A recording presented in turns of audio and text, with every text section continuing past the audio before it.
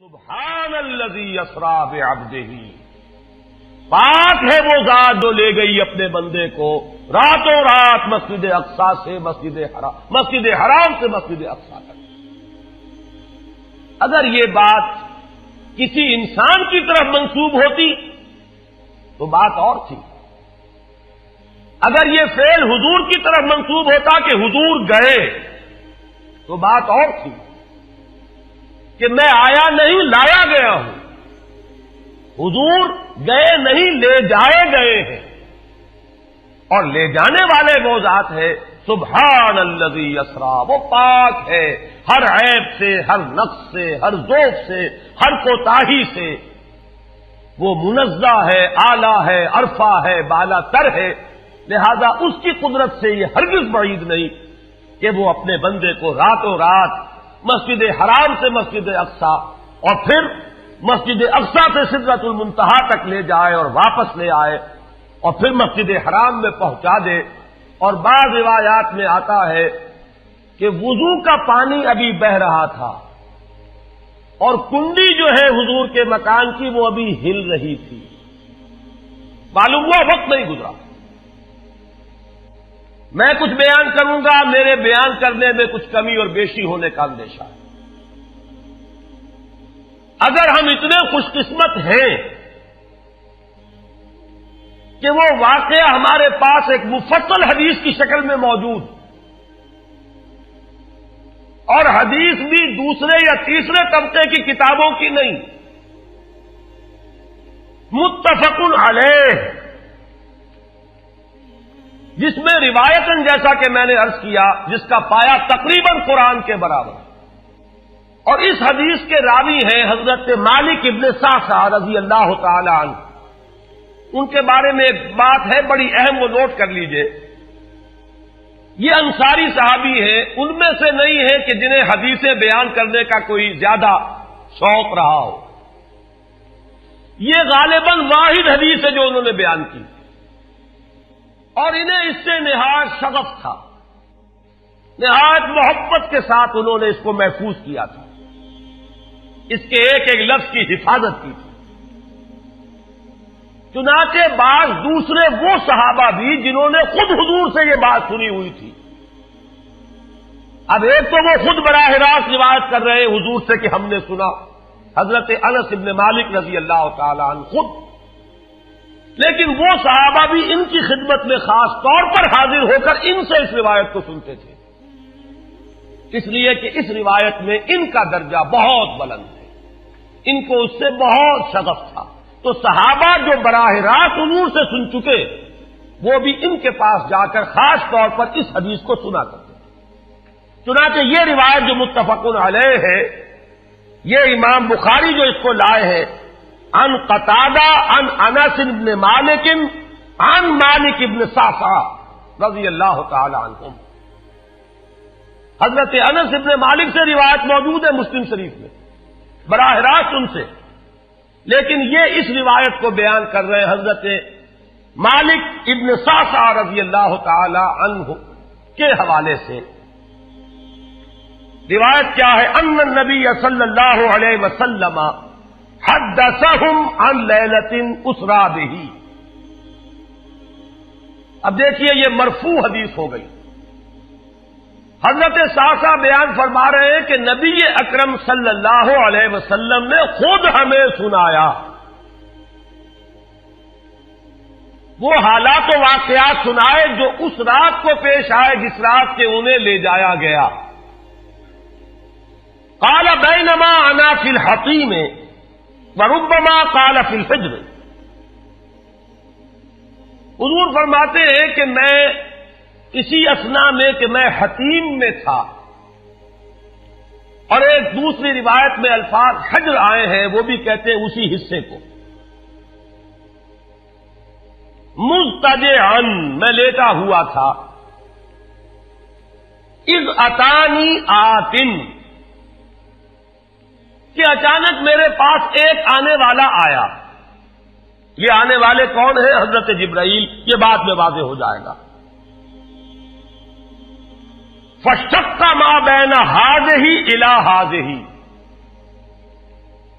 حضور نے اشارہ فرمایا، اس نے یہاں سے یہاں تک میرا سینہ چاک کیا، یعنی من طفرت نہرہ ہی الی شعرتہ ہی، یہ جو گڑھا ہے حلق کا گڑھا، یہاں سے لے کر تیرے ناک تک سینہ چاک کیا، فاستخرج قلبی، اور میرا دل نکالا،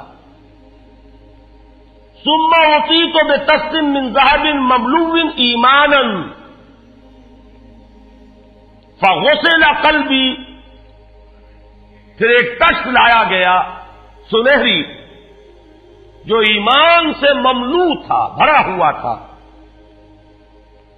تو پھر اس کے ذریعے سے میرے اس قلب کو، سینے کو دھویا گیا، ثم غسل ثم اعید، وفی روایت اس کے بعد اس کو لوٹا دیا گیا اور پھر وہ زخم بھی سی دیا گیا۔ ایک روایت میں آتا ہے ثم غسل البطن بماء زمزم ثم ملئ ایمانا وحکمتا، اسی طریقے سے پورے پیٹ کو بھی صاف کیا گیا مائے زمزم سے، اور اس میں بھی ایمان اور حکمت بھر دیے گئے۔ ثم اعطیت بدابۃ، پھر میرے پاس ایک چوپایا لایا گیا، دون البغل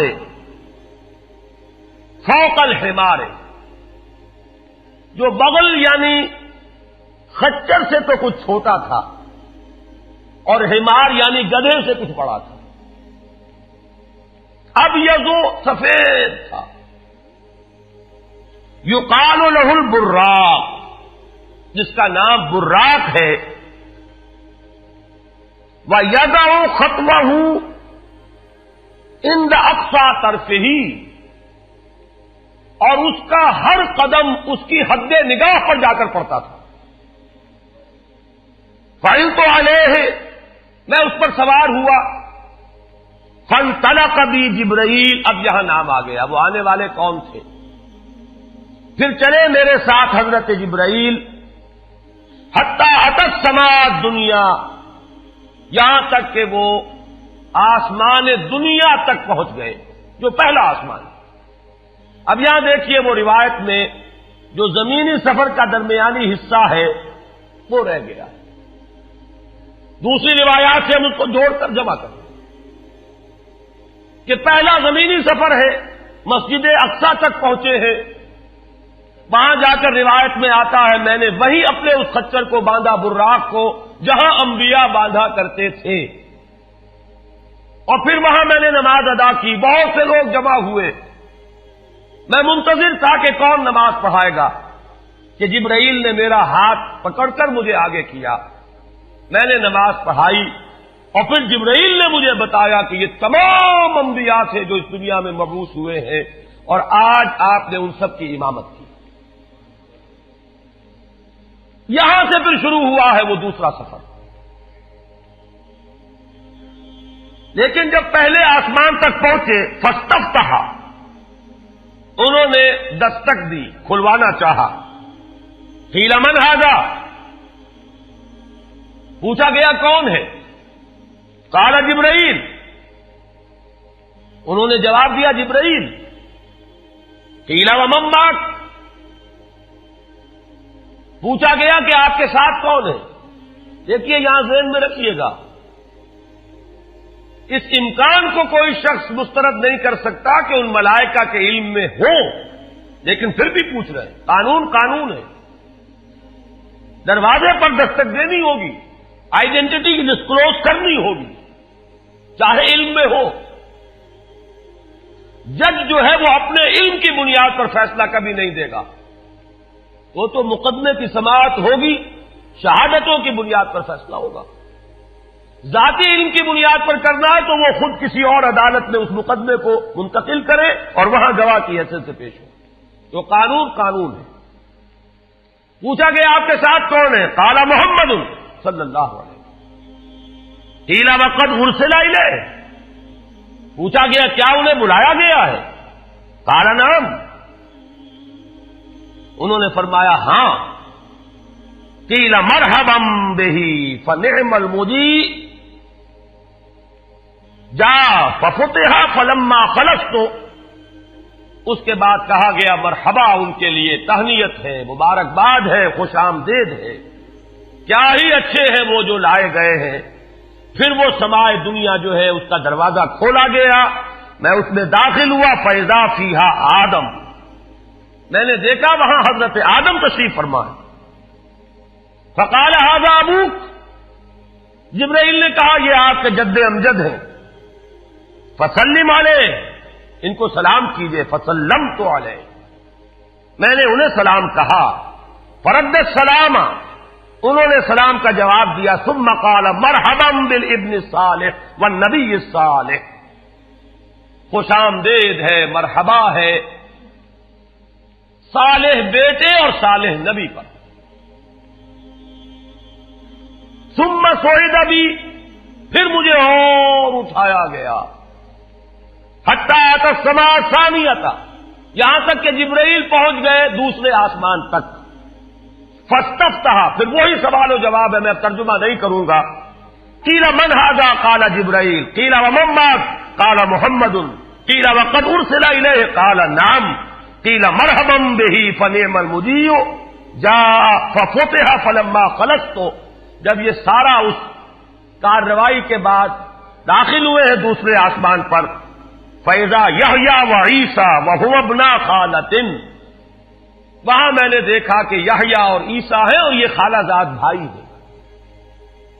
قَالَ هَذَا يَحْيَىٰ وَهَذَا عِيسَىٰ فَسَلِّمْ عَلَيْهِمَا فَسَلَّمْتُ فَرَدَّا ثُمَّ قَالَ مَرْحَبًا بِالْأَخِ الصَّالِحِ وَالنَّبِيِّ الصَّالِحِ، انہوں نے بھی کہا خوش آمدید اور مرحبا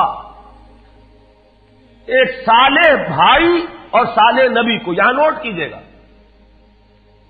حضرت عیسیٰ اور حضرت یحییٰ یہ بنی اسرائیل میں سے، لہذا حضور کو اپنا بیٹا نہیں کہہ سکتے، بھائی کہہ رہے ہیں۔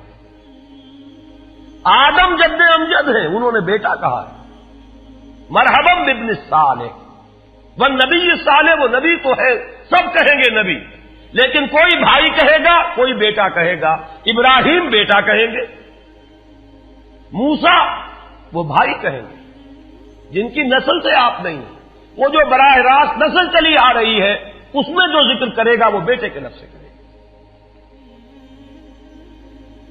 ثم صعد بی الی السماء الثالثہ فاستفتح قیل من ھذا قال جبرائیل، قیل ومن معک قال محمدا، قیل وقد ارسل الیہ قال نعم، قیل مرحبا بہ فنعم المجیء جاء ففتح فلما خلصت اذا یوسف قال ھذا یوسف فسلم علیہ فسلمت علیہ فرد ثم قال مرحبا بالاخ الصالح والنبی الصالح۔ اب مجھے ترجمے کی ضرورت نہیں ہے، ایک مرتبہ بات آپ نے سمجھ لی، اب تیزی کے ساتھ میں اس حدیث کو پڑھ دینا چاہتا ہوں۔ ثم صعد بی، پھر مجھے اور بلندی پر لے جایا گیا، حتی اتی السماء الرابعہ فاستفتح قیل من ھذا قال جبرائیل، قیل ومن معک قال محمد، قیل وقد ارسل الیہ قال نعم، قیل مرحبا بہ فنعم المجیء جاء ففتح فلما خلصت فاذا ادریس فقال ھذا ادریس فسلم علیہ فسلمت علیہ فرد ثم قال مرحبا بالاخ الصالح والنبی الصالح۔ یہاں ملاقات ہوئی حضرت ادریس علیہ الصلوۃ والسلام سے۔ ثم صعد بی حتی اتی السماء الخامسۃ فاستفتح قیل من ھذا قال جبرائیل، قیل ومن معک قال محمد، قیل وقد ارسل الیہ قال نعم، قیل مرحبا بہ فنعم المجیء جاء ففتح فلما خلصت فاذا ہارون قال ھذا ہارون فسلم علیہ فسلمت علیہ فرد ثم قال مرحبا بالاخ الصالح والنبی الصالح۔ ثم صعد بی حتی اتی السماء السادسہ فاستفتح قیل من ھذا قال جبرائیل، قیل ومن معک قال محمد، قیل وقد ارسل الیہ قال نعم، قیل مرحبا بہ فنعم المجیء جاء ففتح فلما خلصت فاذا موسیٰ قال ھذا موسیٰ فسلم علیہ فسلمت علیہ فرد ثم قال مرحبا بالاخ الصالح والنبی الصالح۔ چھٹے آسمان پر یہ حضرت موسیٰ سے ملاقات ہوئی. فلما جاوزت بکا، جب میں آگے بڑھا تو حضرت موسیٰ روئے. قیل ما یبکیک، ان سے پوچھا گیا کہ آپ کو کیا چیز رلا رہی ہے؟ قال ابکی لأن غلاما بعث بعدی، کہ مجھے اس بات پر رونا آ رہا ہے یہ نوجوان محمد صلی اللہ علیہ وسلم، یہ میرے بہت بعد ان کی بعثت ہوئی ہے. يدخل الجنت من امتہ اکثر ممن يدخلها من امتی، میرے بہت بعد آنے کے باوجود ان کی امت میں سے جنت میں داخل ہونے والوں کی تعداد میری امت کے مقابلے میں بہت زیادہ ہو. بہرحال اپنی امت کا خیال تو ہے، وہ شفقت جو نبی اور رسول کو اپنی امت پر ہونی چاہیے وہ ہے بتمام و کمال. اسے معاذ اللہ کسی حسد پر معمول نہ کیجیے، بلکہ وہ جو احساس ہوا ہے اپنی امت کی محرومی کا، وہ ہے کہ جس نے حضرت موسیٰ علیہ السلام پر یہ کیفیت طاری کی. ثم صعد بی، پھر مجھے اور بلند کیا گیا الی السماء السابعۃ، ساتویں آسمان پر. فاستفتح قیل من ھذا قال جبرائیل، قیل ومن مات قال محمد صلی اللہ علیہ وسلم، قیل وقد بعث الیہ قال نعم، قیل مرحبا به فنعم المجیء جاء، فلما خلصت فاذا ابراہیم قال ھذا ابوک ابراہیم فسلم علیہ، فسلمت علیہ فرد السلام، ثم قال مرحبا بالابن الصالح والنبی الصالح. حضرت ابراہیم نے پھر استقبال کیا، خوش آمدید صالح بیٹے اور صالح نبی کے لیے. ثم رفعت، اب ذرا یہاں نوٹ کیجئے گا، یہاں سوئد تو نہیں آیا، سوئد ابھی نہیں آیا، رفعت. پھر مجھے اور بلند کیا گیا الی سدرۃ المنتہی، یہ سدرہ منتہا ہے جس کا ذکر ہے سورۃ النجم. اسی سدرۃ المنتہا کے پاس جنت ماوا ہے، وہ جس کا وعدہ کیا گیا ہے، جو ٹھکانہ بنے گی اللہ کے نیکوکار بندوں کا، جس میں وہ رہیں گا ہمیشہ ہمیش. فادخلوها خالدین، وہ بھی وہی ہے. پھر اٹھائے گئے حضور بیت المعمور تک. ثم اعطیت باناء من خمر واناء من لبن واناء من عسل، پھر میرے سامنے یہ بیت معمور کیا ہے یہ بھی جان لیجئے. یہ در حقیقت اس سماء سابعہ پر، ساتویں آسمان پر خانہ کعبہ کا اصل جو ہے اللہ کا گھر، جس کا یہ ظل اور سایہ اس دنیا میں ہے خانہ کعبہ، یہ ہے وہ بیت المعمور، جس کے بارے میں ایک اور روایت میں الفاظ یہ آئے ہیں، اس میں روزانہ 70,000 فرشتے داخل ہوتے ہیں، اور جو فرشتہ ایک مرتبہ داخل ہوا ہے آج تک اسے دوبارہ داخل ہونے کی نوبت نہیں آئی. اسی طریقے سے وہ فرشتے ہیں جو طواف کرتے ہیں خانہ کعبہ کا. پھر جان لیجئے یہ ہماری نگاہوں سے مخفی عالم غیب کی ایک دنیا ہے اپنی جگہ، چاہے ہمیں نظر نہ آئے. پھر میرے سامنے 3 برتن لائے گئے، ایک دودھ کا اور ایک شہد کا اور ایک شراب کا. فاخذت اللبن، میں نے دودھ والا پیالہ اٹھا لیا. قال ہی الفطرہ، حضرت جبرائیل نے توثیق کی کہ یہ ہے اصل میں آپ کا انتخاب درست ہے، یہ فطرت ہے. فطرت اللہ التی فطر الناس علیہا، یہی جو فطرت انسانی سے قریب ترین شے ہے اس کا آپ نے انتخاب کیا.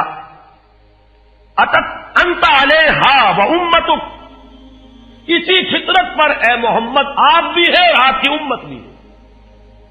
ثم فرضت علیہ صلوات 50 کل یوم، ایک اور روایت میں الفاظ آئے ہیں، اس میں اس کی وضاحت نہیں ہے کہ 3 چیزیں حضور کو یہاں عطا کی گئیں. ایک تو 50 نمازیں جو فرض ہوئی، ایک دن رات میں 50 نمازیں، اور ایک سورہ بقرہ کی آخری 2 آیات جو تحفہ اللہ نے دیا محمد کو امت کے لیے صلی اللہ علیہ وسلم. آمن الرسول بما انزل الیہ من ربہ والمؤمنون کل آمن باللہ وملائکتہ وکتبہ ورسلہ. یہاں سے لے کر آخر تک فانصرنا علی القوم الکافرین تک یہ 2 آیات یہ جنت کے خزانوں میں سے 2 خزانے ہیں جو شب معراج کو عطا ہوئے ہیں محمد رسول اللہ کو بطور تحفہ امت کے لیے. اور تیسری بات یہ کہ اے نبی آپ کی امت کے لیے یہ خصوصی بات ہے کہ آپ کی امتیوں کے گناہ کبیرہ بھی بغیر توبہ کے معاف ہو سکیں گے. یہ خصوصی تحفے ہیں جو امت کے لیے لے کر آئے محمد صلی اللہ علیہ وسلم. 3 تحفے نماز جو اس معراج میں فرض ہو رہی ہے اور اسی کو حضور کہہ رہے ہیں الصلاۃ معراج المؤمنین. اہل ایمان کے لیے یہ بمنزلہ معراج ہے. اس میں پھر روایت میں تفصیل آ رہی ہے. واپس جب آئے ہیں حضرت موسیٰ سے ملاقات ہوئی اور انہوں نے یہ فرمایا کہ یہ 50 نمازیں بہت ہیں, مجھے تجربہ ہے, تمہاری امت اس کا تحمل نہ کر سکے گی, واپس جاؤ درخواست کرو کم کرواؤ. حضور گئے, 10 نمازیں اس میں معاف ہوئی, 40 ہوئی. پھر یہی بات ہوئی, پھر بھیجا حضرت موسیٰ نے, پھر 30 ہوئی, پھر 20 ہوئی, چوتھی مرتبہ پھر وہ 10 اور پھر 5 رہ گئیں. اس پر بھی حضرت موسیٰ نے یہ کہا اب بھی جاؤ یہ بھی بھاری ہے. حضور نے فرمایا مجھے شرم آتی ہے, میں اتنی مرتبہ جا چکا ہوں, مزید اب جانے سے حیا محسوس کر رہا ہوں. تو ندا آئی کہ یہ 5 ہی 50 کے برابر ہیں. ہمارے ہاں قول بدلا نہیں جاتا. یہ 5 جو ہے در حقیقت یہ قائم مقام ہے ان 50 کے کہ جو اولاً ہم نے فرض کی تھی. یہ 50 ہی شمار ہوں گی اگر ان کا انسان ان پر مداومت اختیار کر لے. میں آخری جملہ آپ کو اس کا سنا دیتا ہوں. فَأُمِرْتُ بِخَمْسِ صَلَوَاتٍ كُلَّ يَوْمٍ فَرَجَعْتُ إِلَىٰ مُوسَىٰ فَقَالَ بِمَا أُمِرْتُ بِخَمْسِ صَلَوَاتٍ كُلَّ يَوْمٍ قَالَ إِنَّ أُمَّتَكَ لَا تَسْتَطِيعُ 5 صَلَوَاتٍ كُلَّ يَوْمٍ وَإِنِّي قَدْ جَرَّبْتُ النَّاسَ قَبْلَكَ وَعَالَجْتُ بَنِي إِسْرَائِيلَ أَشَدَّ الْمُعَالَجَةِ. میں نے بنی اسرائیل کا حتی الامکان معالجہ کیا, ان کے حالات کو درست کرنے کی کوشش کی, لیکن مجھے تجربہ ہے یہ 5 بھی نہیں جھیلی جائیں گی. فرجع الی ربک فاسألہ التخفیف, مزید تخفیف چاہیے لأمتک. قال سألت ربی حتی استحییت ولکنی ارضی واسلم. قال فلما جاوزت نادى مناد ابزیت فریضتی وخففت عن عبادی. متفق علیہ. مجھے ندا آئی کہ میں نے اپنے بندوں پر تخفیف کی. اس میں وہ ذکر نہیں ہے, دوسری روایت میں ہے کہ ساتھ ہی وضاحت ہو گئی کہ یہ 5 نمازیں بھی 50 کے برابر ہے. میری بات نہیں بدلی گئی ہے, وہ در حقیقت میں نے اسی 50 کا رتبہ جو ہے ان 5 کو عطا فرما دیا. یہ روایت ہے جو متفق علیہ ہے. روایات کثیر, جنت اور دوزخ کے جو مشاہدات کرائے گئے وہ بہت تفصیل سے دوسری روایات میں, لیکن کسی اور روایت کا استناد کے اعتبار سے, اسناد کے اعتبار سے وہ درجہ نہیں ہے جو اس روایت کا. باقی میں نے مسلم شریف کی روایات میں سے اور تفاصیل آپ کو سنائی ہے. یہ ہے واقعہ. پھر حضور واپس آئے ہیں, وہیں بیت المسجد اقصی میں آئے ہیں, پھر واپس تشریف لائے ہیں, اور اس کا میں بیان کر چکا ہوں دوسری روایات میں کہ وقت بالکل نہیں گزرا, کہیں روک دیا گیا ہے, پوری کائنات کو کہیں تھام دیا گیا. یہ بات تو وہ ہے جو آج سے پہلے بھی سمجھ میں آ سکتی تھی کہ شاید کسی ایک جگہ پر پوری کائنات کو روک دیا گیا. وقت بالکل نہیں گزرا کسی کے لیے. لیکن جیسا کہ میں نے عرض کیا, اس وقت تو یہ بھی سمجھ میں آتا ہے کہ سب کے لیے وقت گزر رہا ہو اور صرف محمد الرسول اللہ کے لیے نہ گزرے صلی اللہ علیہ وسلم. آج یہ بات بھی سمجھ میں آ سکتی ہے, لیکن یہ ہے کہ قرین قیاس وہی پہلی بات ہے. کہ اس میں پورے اس وقت کے لیے وقت کی رفتار کو روک دیا گیا ہو. وہ مسئلہ یاد آ گیا کہ آگے بڑھو یا وقت کی رفتار روک دو. تو یہ وقت کی رفتار ہے جو محمد الرسول اللہ صلی اللہ علیہ وسلم کے لیے روک دی گئی. اس کے بعد جو ہنگامہ ہونا چاہیے تھا وہ ہوا. صبح جب حضور نے فرمایا کہ یہ میرے ساتھ واقعہ پیش آیا ہے تو جو رد عمل ہونا چاہیے تھا وہ ہوا ہے.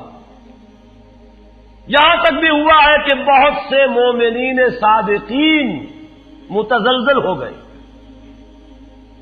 مشرکین نے کفار نے بغلیں بجائی کہ اب ہمیں موقع مل گیا. معلوم ہوتا ابھی تک تو شک ہی کی بات تھی کہ ان کو کچھ خلل دماغی کا عارضہ ہے. اب تو ثابت ہو گیا, کسی شک کو شبے کی گنجائش نہیں. چنانچہ اب آپ اس کا اندازہ کیجئے, یہ واقعہ مکے میں بیٹھ کر بیان کیا جا رہا ہے. امتحان لیے گئے ہیں. اچھا اگر گئے تھے تو بتاؤ مسجد اقصی کے ستون کتنے ہیں, وہاں کی کھڑکیاں کیسی ہیں. حضور فرماتے ہیں, ایک حدیث موجود ہے کہ میں گھبرا گیا, اس لیے کہ کس کو یاد رہتا ہے. مسجد اقصی میں جا کر حضور ستون تو نہیں گن رہے تھے, لیکن یہ کہ جب پوچھا جا رہا ہے تو مجمع میں تو ہو سکتا ہے کہ تالی پٹ جائے کہ اچانک اللہ تعالی نے میرے سامنے مسجد اقصی کو کر دیا. اب میں دیکھ کر بتا رہا ہوں اور لوگ دنگ ہو رہے ہیں. اب دیکھیے وہ مشاہدہ جو میں نے عرض کیا تھا, مشاہدات بے شمار ہیں. جنت سامنے لے آئی جاتی ہے اور آگ سامنے لے آئی جاتی ہے, جہنم سامنے لے آئی جاتی ہے, مسجد اقصی سامنے لے آئی گئی ہے, جن میں سے ہر سوال کا جواب حضور نے مشاہدے سے دیا. اسی ضمن میں وہ واقعہ آتا ہے کہ حضرت ابو بکر کے پاس گئے لوگ دوڑے دوڑے. وہ یہ سمجھتے تھے کہ اگر یہ پالا ہم مار لیں تو پھر ہماری جیت ہے. ابو بکر کو اگر ہم متزلزل کر دیں تو پھر گویا کہ ہمارے لیے کوئی اور پرابلم نہ رہے گا. روایت میں آتا ہے حضرت ابو بکر نے بھی سن کر ایک دفعہ جھرجھری لی ہے, لیکن صرف ایک سوال کیا, کیا واقعی وہ یہ فرما رہے ہیں؟ لوگوں نے خوش ہو کر کہا, تالیاں بجائیں, ہاں ہاں کہہ رہے ہیں, چلو ہم لے چلتے ہیں. انہوں نے سمجھا کہ ہمارا وار جو ہے کارگر ہوا ہے, واقعی کو تزلزل ہے. لیکن اگلا جواب ابو بکر کا یہ تھا, اگر وہ کہہ رہے ہیں تو 100% درست کہہ رہے ہیں. میں روزانہ یہ مانتا ہوں کہ فرشتہ آسمان سے ان کے پاس آتا ہے, تو اگر ایک مرتبہ انہیں آسمان پر لے جایا گیا تو یہ کون سی بعید ہے. یہ ہے وہ دن کہ جس کے بعد صدیق اکبر شمار ہوئے ہیں ابو بکر صدیق. صلی اللہ علی محمد صلی اللہ